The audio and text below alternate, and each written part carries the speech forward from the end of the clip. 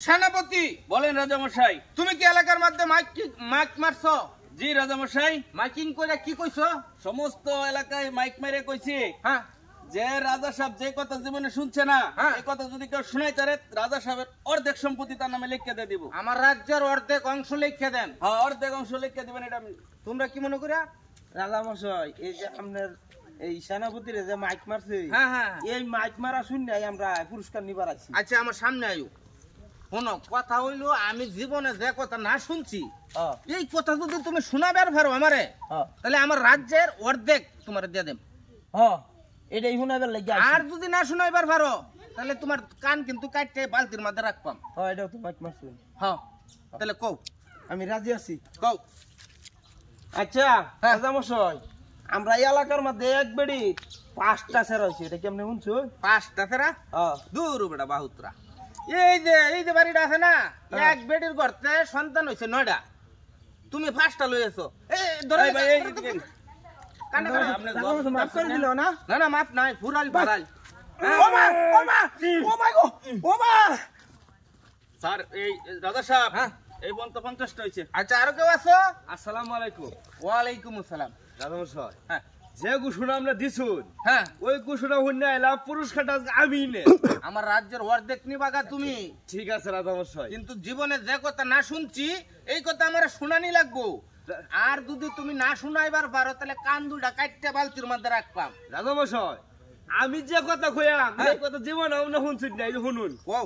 রাজামশাই, হেল আছে না, হেল হেলের ফেরত কি মানুষের বাচ্চা বাড়িছে 2টা, এটা কি আপনি শুনছুন? হেলের বেড়ে মানুষের বাচ্চা 2টা বাড়িছে। পুরাই ব্যাগ কল।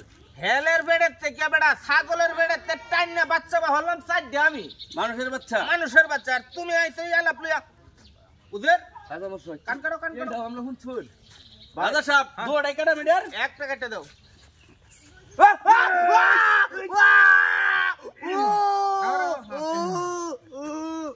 আমার রাজ্যে কি আর কোনো লোক নাই? আদেশ করেন মহারাজ। হ্যাঁ আপনি বলতে পারেন নিঃসন্দেহ। আমি যে কথা বলবো হ্যাঁ। এই কথা আপনার জীবনেও আপনি শোনেন নাই। আপনি কি আমার ঘটনা পুরো এটা ভুলে লইছুন?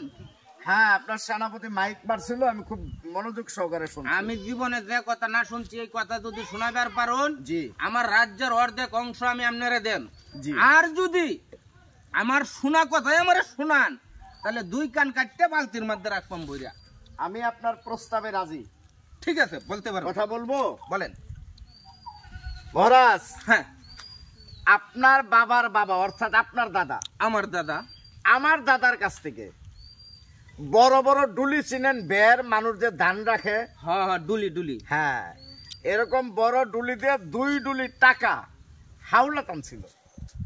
কিন্তু আপনার দাদা মারা যাওয়ার আগে ঋণটা পরিশোধ করে যাইতে পারে নাই। মানে 2 ডুলি টাকা আমার দাদা আপনার দাদার কাছ থেকে হাওলাত করে আনছেন? হ্যাঁ হ্যাঁ। আচ্ছা আচ্ছা বলেন। এখন যদি এই টাকা আপনি আমাকে না দেন তাহলে আপনার দাদার কবরে আযাব হবে। যদি আপনি এই কথা শুই না থাকেন হ্যাঁ তাইলে আমার টাকাগুলো আমাকে দিয়ে দিবেন। না, আর না। যদি না শুনেন তাহলে এটা নতুন কথা। এখন আপনি কি করবেন? না না আমার দাদা এরকম মানুষ আছেন না তো। 2 ডুলি টাকা এটা আমি জানি না। আমার কাছে একদম দলিল পত্র সহ আছে। আপনার দাদা স্ট্যাম্প করে টাকা নিছে আমার বড় দাদার ভাই, কাছ থেকে। আমার কথাটা আপনি শুনেন। আমি এই কথা জীবনেও শুনছি না। শুনেন নাই? না না আমার দাদা আপনার কাছ থেকে টাকা নেবো এটা আমি শুনছি না। আমার কাছ থেকে না, আমার দাদার কাছ থেকে টাকা আনছে। আচ্ছা যাই হোক আমি শুনছি না এই কথা। শুনেন নাই? না। তাহলে আপনার রাজ্যের অর্ধেক রাজ্য সে আমাকে লিখে দেন। হ্যাঁ কি? হ্যাঁ। বুঝলাম না।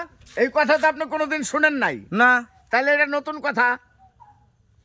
তার মানে এই কথা আমি ভাই শুনছি শুনছি। শুনছেন না? হ্যাঁ। মাশাআল্লাহ। 2 ডুলি টাকা না হ্যাঁ, হ্যাঁ। এটা শুনছি। আচ্ছা, এবার আপনি 2 ডুলি টাকা আমাকে দিয়ে আপনার দাদার ঋণ মুক্তি করেন। আরে বাবু এই কথা আসলে আমি আমি বাস্তব বিশ্বাস করেন আমি শুনছি না। এটা আবেগের ঠেলাই কইলছি। ও আচ্ছা, শুনেন নাই? না না। তাইলে আপনার জন্য এটা নতুন কথা। হ্যাঁ। আপনার রাজ্যের অর্ধেক আমাকে লিখে দেন। সেনাপতি যাব না। এই কথা আবার কি কথা? বুঝলাম না। ওন দাদা ঋণ কইরা লই গেছে 2 ডুলি টিহা। এই টিহা দিলে তো রাজ্য নিত না, রাজ্যের অর্ধেক অংশ নিত না। আর যদি রাজ্যের অর্ধেক অংশ দেলায় সে তো আমি পুরাই ফকির। কিরকম একটা ঝামেলার মধ্যে বললাম। আজকে তো আটকে গেছি। এই সেনাপতি, রাজা জি, সাহেব। যাবো না।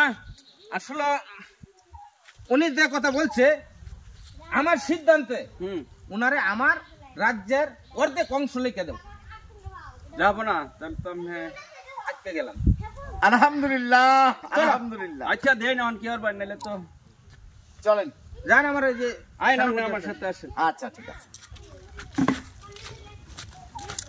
কিরম ফান্দের মধ্যে পড়লাম, হ্যাঁ, কত কত মানুষের কান কাটলাম, লাস্টে আমি এই ফান্দের মধ্যে পড়লাম। না না, এইসব করতাম না আর। ধরু